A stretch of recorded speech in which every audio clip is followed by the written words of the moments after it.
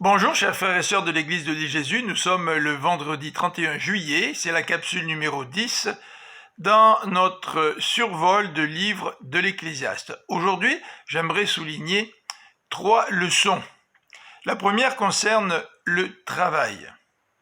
L'auteur va souligner 2 extrêmes. Chapitre 4, verset 4.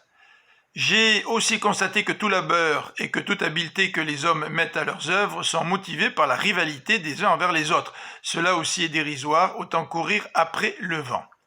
Premier extrême, qui reflète la vanité de la vie, c'est de travailler motivé par la rivalité. Deuxième extrême, c'est celui qui se croise les bras est un insensé, il se détruit lui-même. Le paresseux ne peut même pas répondre à ses propres besoins, il se détruit lui-même. L'auteur va établir un équilibre entre ces 2 extrêmes. Au verset 6, il vaut mieux une main pleine de repos que 2 mains pleines de labeur, que de courir ainsi après le vent. Deuxième idée dans ce passage, c'est celle du partenariat, à partir du verset 7 jusqu'au verset 12. J'ai encore constaté une autre chose dérisoire sous le soleil.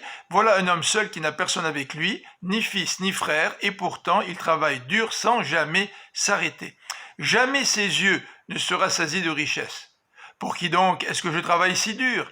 Pour qui est-ce que je me prive de bonnes choses, se dit-il. Cela aussi est dérisoire, ou c'est aussi une vanité. C'est une bien mauvaise affaire. Donc l'auteur constate que quand tu es seul, tu ne sais plus pour qui travailler, tu ne peux même pas travailler pour quelqu'un.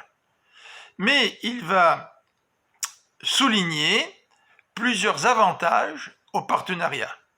Verset 9. Mieux vaut être à 2 que tout seul, on tire alors un bon profit de son labeur, un meilleur salaire. Premier avantage.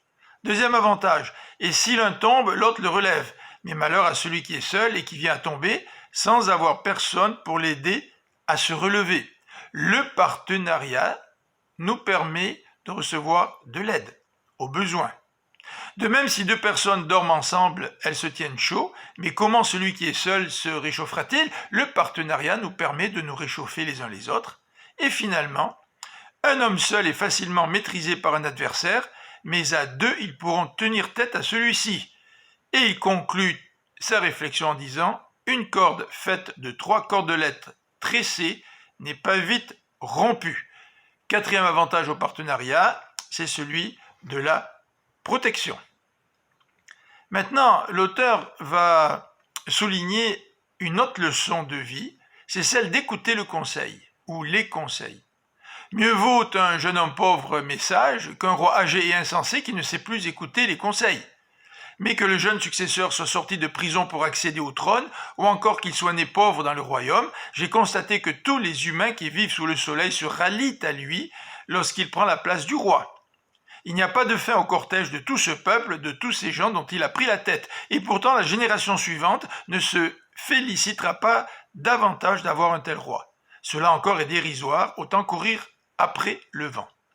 Écouter les conseils représente des avantages, même si la génération suivante peut nous oublier. Ce texte nous fait peut-être penser à Joseph, qui était devenu le leader en Égypte, mais dont les générations suivantes ont oublié. Peut-être que le texte nous fait penser à David, face à ce roi Saül qui n'écoutait plus les conseils. David, ce jeune leader qui a été suivi par tout le peuple.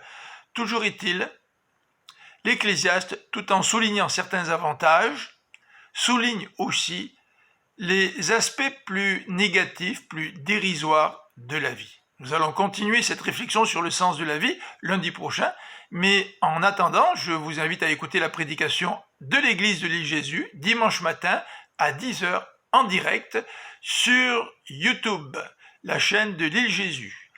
Merci de votre écoute, que Dieu vous bénisse et à bientôt.